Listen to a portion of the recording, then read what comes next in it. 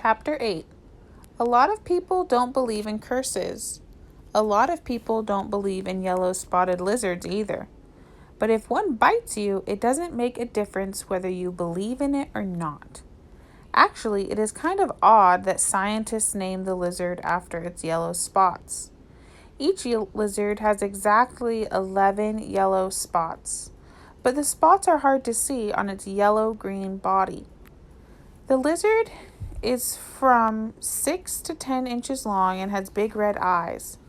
In truth, its eyes are yellow, and it is the skin around the eyes which is red. But everyone always speaks of its red eyes. It also has black teeth and milky white tongue.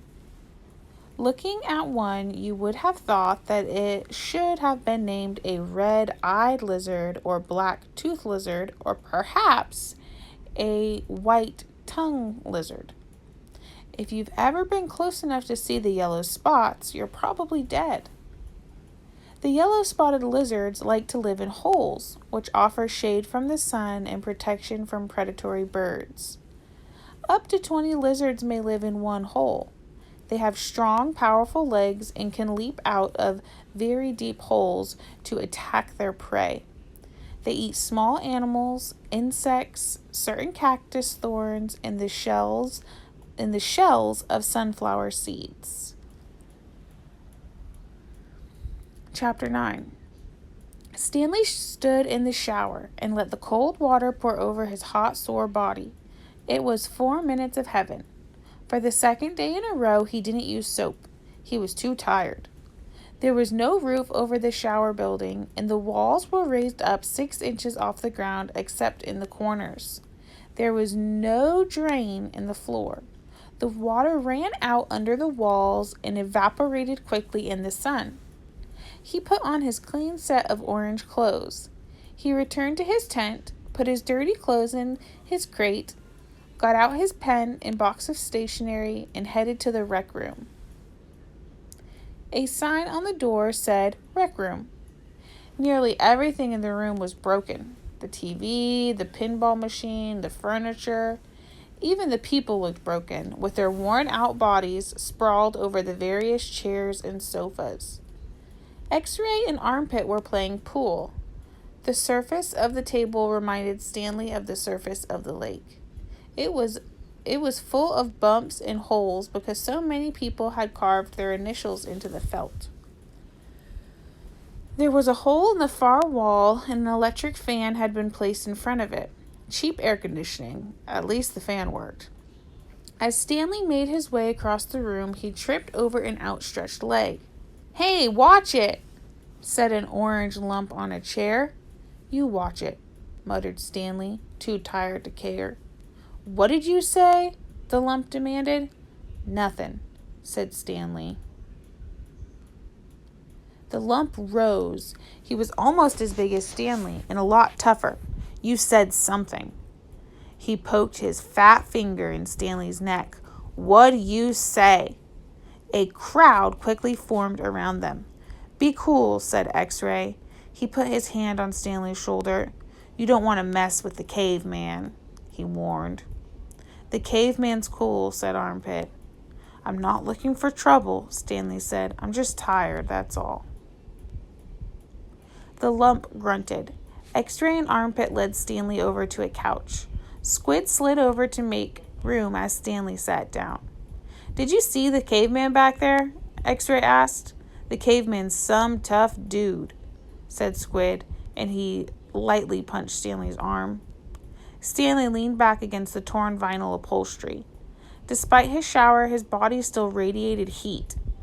"I wasn't trying to start anything," he said. The last thing he wanted to do after killing himself all day on the lake was to get in a fight with a boy called the Caveman. He was glad X-Ray and Armpit had come to his rescue. "Well, how'd you like your first hole?" asked Squid. Stanley groaned, and the other boys laughed. "Well, the first hole's the hardest," said Stanley. "No way," said X-Ray. "The second hole's a lot harder. You're hurting before you even get started. If you think you're sore now, just wait. See how you feel tomorrow morning, right?" "That's right," said Squid. Plus, the fun's gone, said X-Ray. The fun? Asked Stanley. Don't lie to me, said X-Ray. I bet you always wanted to dig a hole, right? Am I right? Stanley had never really thought about it before, but he knew better than to tell X-Ray he wasn't right. Every kid in the world wants to dig a great big hole, said X-Ray. To China, right? Right, said Stanley. See what I mean, said X-Ray. That's what I'm saying. But now the fun's gone, and you still got to do it again and again and again. Camp, fun and games, said Stanley. What's in the box? Asked Squid. Stanley had forgotten he had brought it. Paper.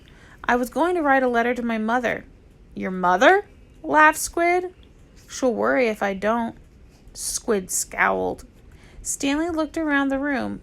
This was the one place in camp where the boys could enjoy themselves. And what'd they do? They wrecked it. The glass on the TV was smashed, as if someone had put his foot through it. Every table and chair seemed to be missing at least one leg. Everything leaned. He waited to write the letter until after Squid had gotten up and joined the game of pool. Dear Mom, today was my first day at camp, and I've already made some friends.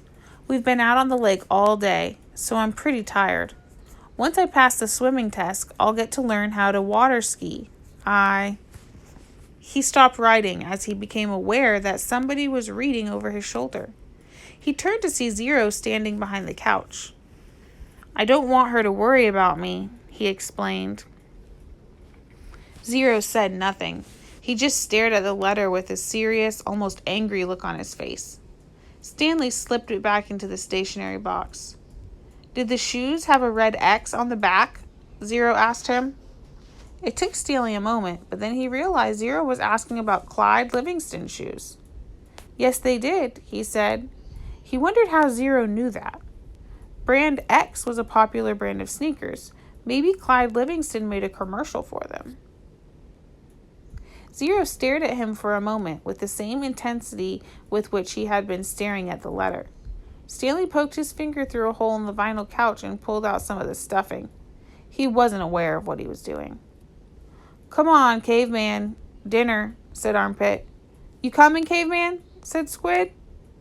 Stanley looked around to see that Armpit and Squid were talking to him. Sure, he said. He put the piece of stationery back in the box, then got up and followed the boys out to the tables. The lump wasn't the caveman. He was. He shrugged his left shoulder. It was better than Barf Bag.